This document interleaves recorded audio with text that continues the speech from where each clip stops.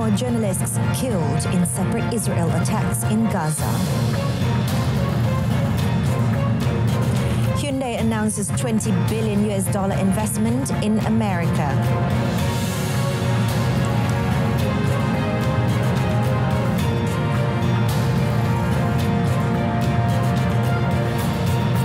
Good afternoon and Salam Malaysia Madani. Thanks for tuning in. You're watching World Today. I'm Renee Fong. Israel continues its rampage by repeatedly targeting media personnel. Most recently, 2 journalists were killed in separate attacks in Gaza.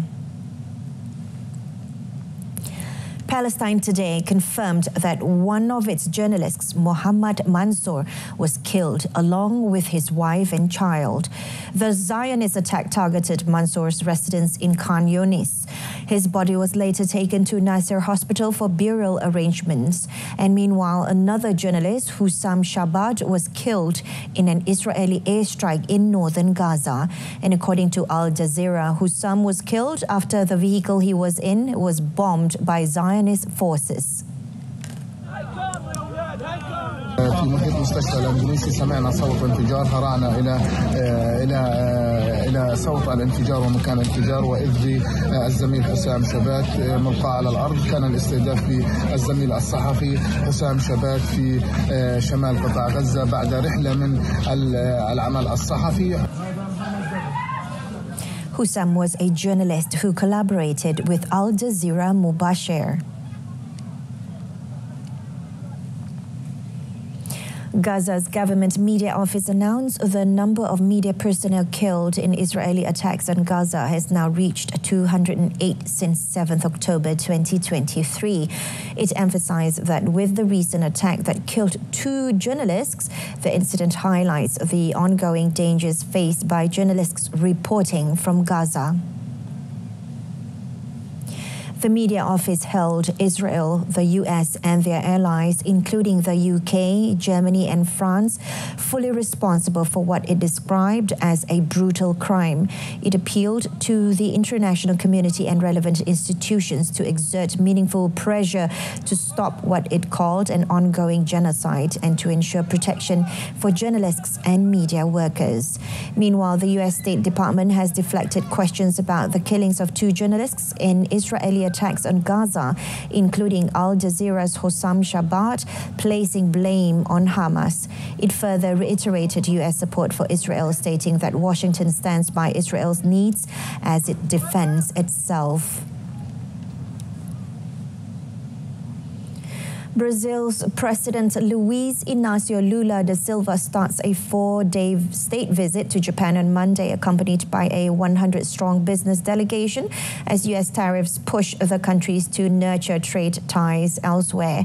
Lula and Prime Minister Shigeru Ishiba are also expected to discuss the joint development of biofuels ahead of November's COP30 United Nations Climate Summit in the Brazilian Amazon. In talks on Wednesday, the leaders will reportedly restate their commitment to free trade following U.S. President Donald Trump's levies on steel and other imports. Brazil is the second largest exporter of steel to the United States after Canada, shipping 4 million tons of the metal in 2024. Lula and Ishiba will likely agree to regular leaders' visits and to establishing strategic dialogue on security and other matters. The pair may also affirm the importance of the rules-based international order, a phrase often used to make a veiled dig at Chinese foreign policy. Ramping up Brazilian exports to Japan from beef to planes is a key objective for Lula, who on Wednesday will attend an economic forum aimed at forging new opportunities. South Korea's Hyundai Motor Group announced a $20 billion investment in the United States at the White House on Monday. The investment includes a $5 billion new steel plant in Louisiana announced by President Donald Trump, Hyundai Chairman Yoo Sun-chung, and Louisiana Governor Jeff Landry.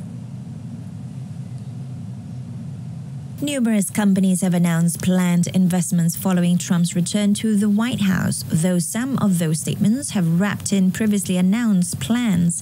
Hyundai in 2022 said it would invest about $10 billion through 2025 in the United States. However, it's unclear whether all of that money was spent or if Monday's $20 billion includes some portion of that previously announced investment. The announcement comes as Trump threatens to impose reciprocal tariffs on numerous countries on 2nd April, potentially targeting countries such as South Korea that have large trade surpluses with the United States. Hyundai will be producing steel in America and making its cars in America, and as a result, they'll not have to pay any tariffs. You know, there are no tariffs if you make your product in America. Thank you, everybody. United States and Russian negotiators meeting in Saudi Arabia's capital, Riyadh, have concluded a 12-hour round of talks aimed at securing a partial ceasefire in Ukraine. The Russian state news agency TASS reported that Monday's negotiations had drawn to a close after more than 12 hours of consultations, with a joint statement on results expected on Tuesday. After the talks, U.S. officials are to hold more talks with Ukrainian negotiators.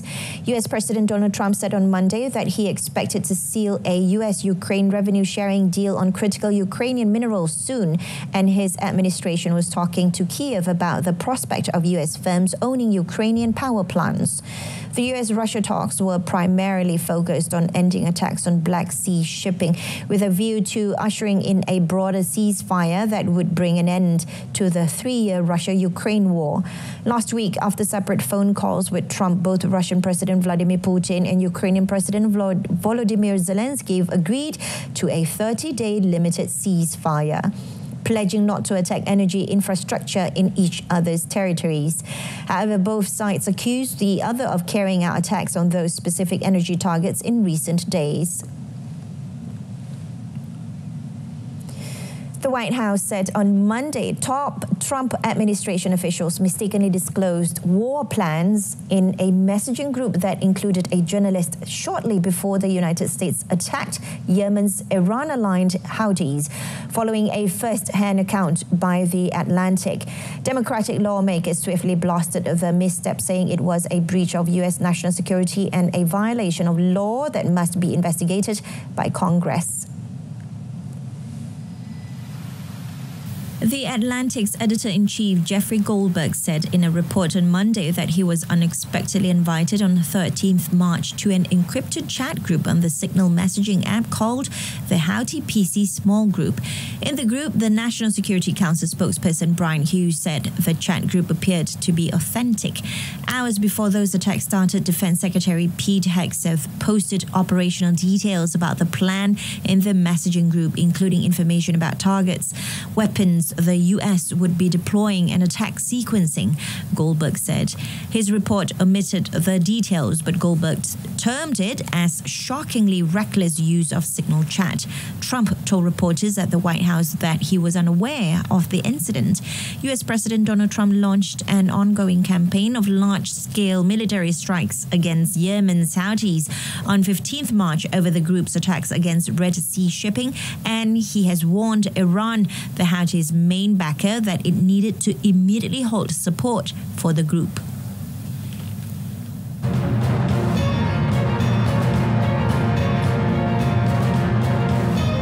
Coming up next, Korean fighters continue fighting blazes for 4th day.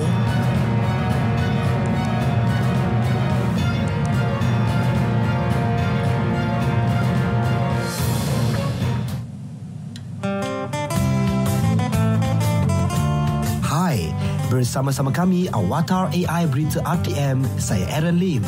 Dan saya Cik Rita. Musim perayaan ini kami ada sedikit pesanan. Sebelum keluar dari rumah, pastikan pintu dan tingkap dikunci. Jangan lupa tutup suis dan paip air juga. Periksa kenderaan dulu sebelum memulakan perjalanan. Rancang perjalanan dan sentiasa berhati-hati ketika memandu. Pakai tali pinggang keledar dan elakkan penggunaan telefon bimbit. Kalau rasa penat atau mengantuk, lihat sekejap di RNR yang disediakan atau berhenti di tempat yang selamat. Pantau juga anak-anak kecil ketika berhari raya. Adik-adik, jangan main mercun. Bahaya. Hari raya memanglah makanan sedap-sedap, tapi makan kena beringat juga. Kurangkan makanan berlemak dan bergula. Akhir sekali, pada hari raya ini, hargai setiap detik bersama yang tersayang. Pesanan ikhlas daripada kami di RTM, teman setia anda. Selamat Hari Raya Aidilfitri. Maaf zahir dan batin. Syukuri Syawal. Syukuri Syawal.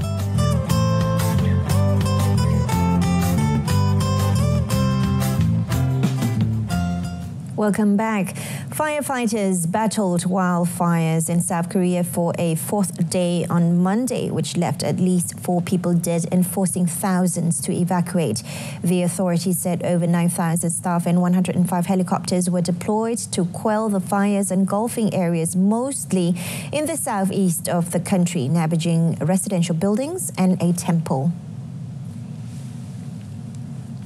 On Monday morning, firefighters facing the additional challenge of dry and windy conditions had quashed all but 4 of the blazes. And according to an Interior Safety Ministry, a spark from a lawnmower started the first wildfire, which ignited on Friday afternoon in Sancheong, South Gyeongsang Province, about 300 kilometers south of the capital, Seoul. Meanwhile, more than 2,740 people were forced to evacuate due to the fires, the majority of whom were in shelters as of Monday morning. About 162 buildings have been damaged by the wildfires, including a temple in Uiseong. Wildfires are not unusual in South Korea, particularly in February, March and April when conditions are driest. 2 massive wildfires put central Chile under a red alert on Sunday, forcing residents to evacuate their homes and suspending classes. Classes were suspended due to the wildfire. The latest updates from the National Service of Prevention and Disaster Response, SNAPPERD alert, reported on Monday. According to the International Federation of Red Cross and Red Crescent Societies, IFRC, at least 2,050 people have been displaced across 7 shelters. 36,660 people were affected in Bayo Nuble and La Araucanía regions. Chilean media reported in Hualqui, the Biobío region, firefighters have been battling the flames of a wildfire. And according to SNAPPERD, 6 wildfires are ravaging Biobío. The presidential delegate in Biobío reported that special crews were dispatched to the area to investigate potential intentionality behind the wildfires. In Araucanía, SNAPPERD also issued a red alert as 50 people were moved to shelter, and wildfires destroyed 8 houses and damaged an education center.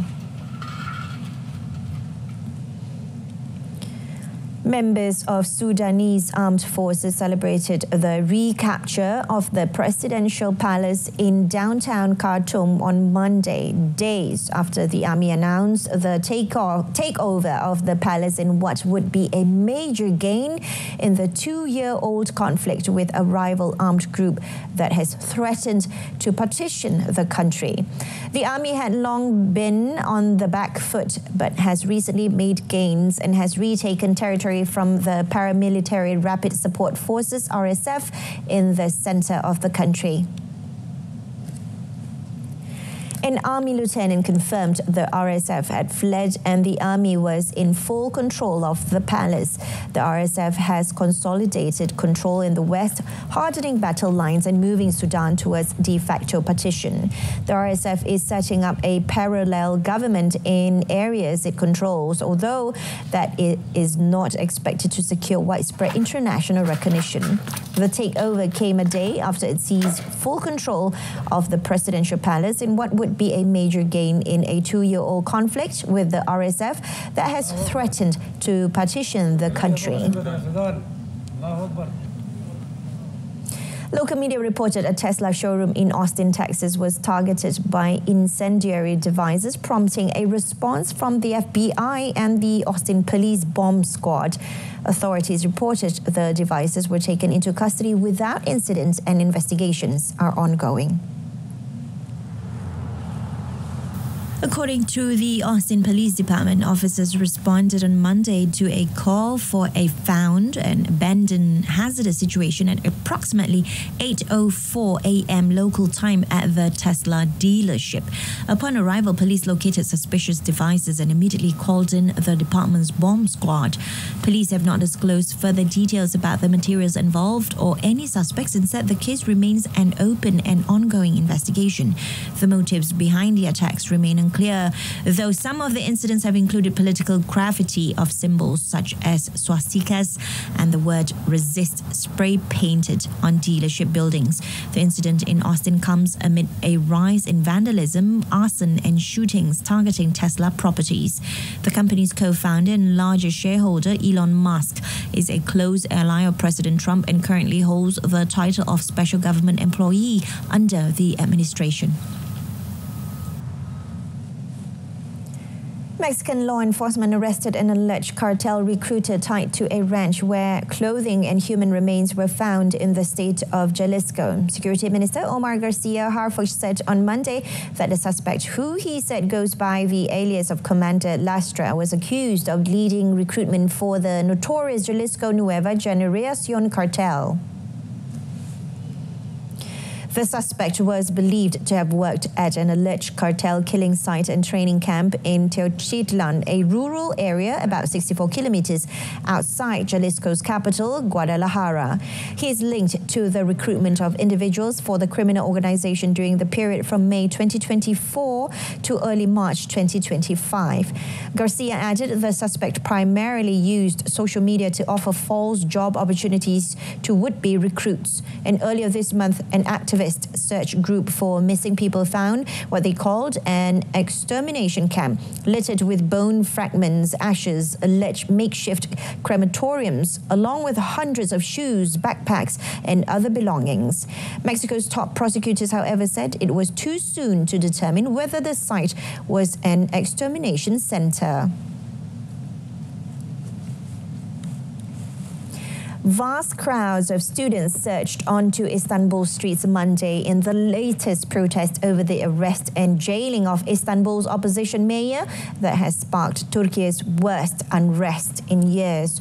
The demonstrations began after Ekrem İmamoğlu was arrested on 19th March and have since spread to at least 55 of Turkey's 81 provinces, sparking clashes with the riot police and drawing international condemnation.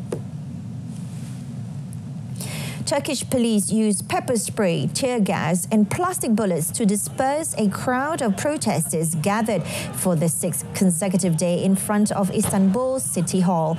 Police have arrested more than 1,130 people over the past 6 days, including 43 on Monday night, the Interior Minister said.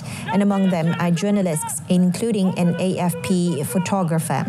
İmamoğlu, 53, of the opposition CHP party, is widely seen as the only politician capable of defeating Turkey's longtime leader Erdogan at the ballot box. In just 4 days, he went from being the mayor of Istanbul, a post that launched Erdogan's political rise decades earlier, to being arrested, interrogated, jailed and stripped of the mayorship as a result of a graft and terror probe. On Monday, students in both Istanbul and the capital Ankara began gathering in the early afternoon after announcing they were boycotting lectures at the main universities in both cities.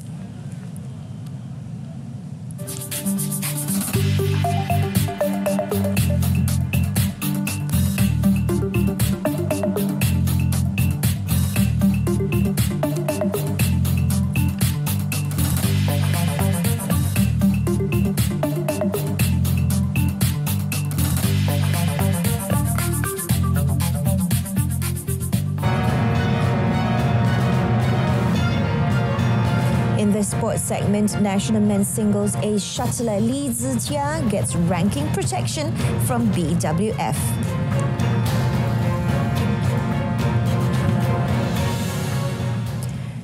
Brazilian football team coach Dorival Jr. said his team can prove their critics wrong by ending their winless run against old foes Argentina ahead of the World Cup qualifying clash between the two sides in Buenos Aires tomorrow. And Brazil have not beaten the reigning world champions in 6 years, a run that extends to 16 years for matches hosted in Argentina. However, after a late 2-1 victory over Colombia on Thursday, in which Brazil returned to winning ways after successive draws, Dorival believed Tuesday's showdown could be the ideal situation to prove his side are still a force to be reckoned with. The last time Brazil won in Argentina was in 2009, a 3-1 victory in Santa Fe. Since their 2-0 win in the Copa America semi-final in 2019, Brazil have lost 3 of their last 4 games against their bitter rivals, all 1-0.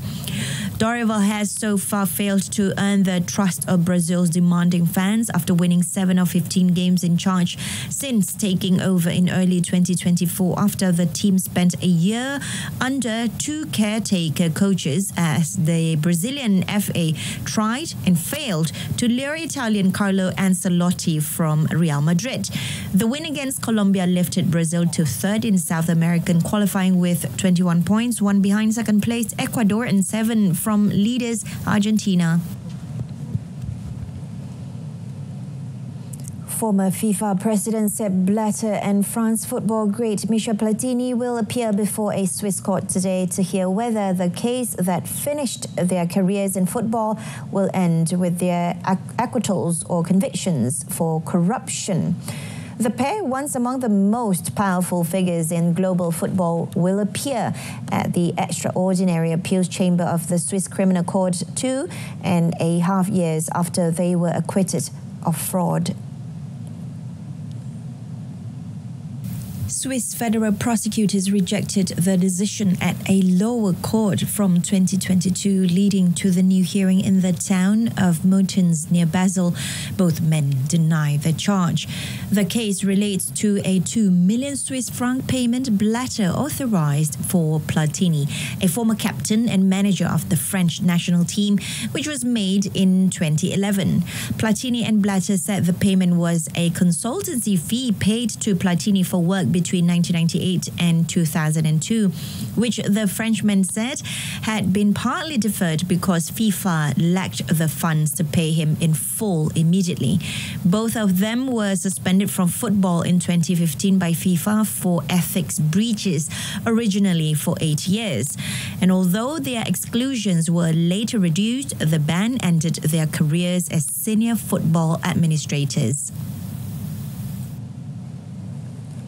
Professional men's singles shuttler Li Zijia may be out of action for a while as his team LZJ, has successfully applied for his ranking protection under the Badminton World Federation BWF. Team LZJ, in a statement last night, said the move was taken after careful consideration and advice from relevant parties, including medical experts. According to the statement, this is to allow Zijia to continue in his recovery from a right ankle injury. Team LZJ took the opportunity to thank fans and sponsors for their unwavering support for the world's number 8 player. The 26-year-old who won the Asian title in 2022 pulled out of the Swiss Open 2025 reportedly due to the injury. Ranking protection can be requested by any player who falls ill or suffers an injury which prevents them from competing for 3 to 12 months. Once in effect, it will protect the player's original ranking so they can register for BWF World Tour tournaments when they return to fitness. However, this privilege can only be used according to the duration of the player's rest period or up to a maximum of 6 months. In tennis, Francis Tiafoe fell 7-6, 5-7, 6-2 to Frenchman Arthur Fils in the third round of the Miami Open on Monday in a bad day for American players that also saw Riley Opelka and Coco Gauff lose. In the match that ebbed and flowed throughout, Fils saved 6 set points in the first set before claiming it 13-11 in the joint longest tiebreak of the 2025 season so far. Fils, who let slip 2 match points in the second set, rallied from a breakdown at 1-2 in the decider by changing tactics to try and hit winners as soon as he could. Fils will face top seed Alexander Zverev in the round of 16 after the German beat Australia's Jordan Thompson 7-5 and 6-4. Both Fils and Tiafoe lost their cool on the court, with each of them smashing a racket at one point and sending the crowd into boos. In the end, the French player prevailed with the help of 21 aces to 11 for Tiafoe. The Frenchman is now up 2 spots to world number 16 in the ATP Live rankings, boosting his chances of setting a new career high after Miami, while he has now also reached the 4th round in his 3 most recent Masters 1000 events. Third seed Taylor Fritz is the lone American man remaining in the Miami Open after he took out Canada's Denis Shapovalov 7-5, 6-3 on Monday. Fritz fired 9 aces while committing only 1 double fault to Shapovalov's 6 en route to beating the Canadian in just over an hour. Fritz scored an early break in the second set to go up 2-0 and held serve the rest of the way. Shapovalov fought back from being down an early break and had tied the set 5-5 before giving up the crucial break. Fritz then opened the deciding game with his 9th ace of the match and served to love to wrap up the match in 1 hour 26 minutes. The Americans set up a date with tournament lucky loser Adam Walton in the round of 16 after the Australian put away Coleman Wong Chak Lam of Taiwan in 3 sets, 7-6, 4-6 and 6-4. Shapovalov, seeded 27th in Miami, had a bye in the first round and defeated Argentina's Thiago Tirante in 3 sets in the second round.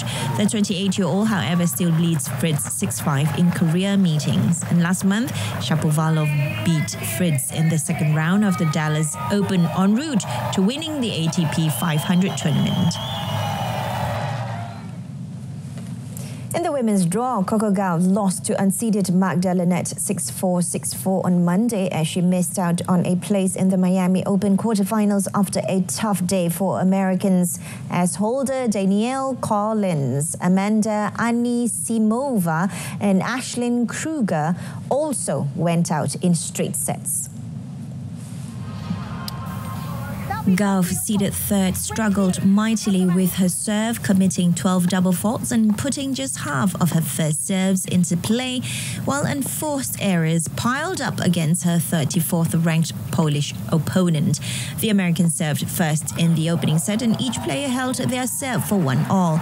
But Gauff dropped her serve in her second service game, a slightly protracted game that saw the Americans save 1 breakpoint before Linette converted the second for a 2-1 lead.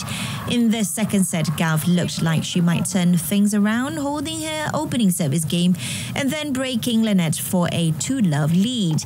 Linette held her nerve as the South Florida crowd came alive after Gauff pulled ahead 4-3, but Linette clawed back to earn a breakpoint and the Pole ultimately prevailed 6-4 to notch her first win over a top 3 player since 2021. Next up for Linette is Italian 6th seed Jasmine Paolini, who beat Japan's Naomi Osaka 3-6, 6-4, 6-4 earlier on Monday. And that wraps up World Today this time around. In our top story, 2 journalists were killed in separate Israel attacks in Gaza. I'm Renee Fong, Malaysia Madani. From the river to the sea, Palestine will be free. Thanks for watching and have a pleasant afternoon.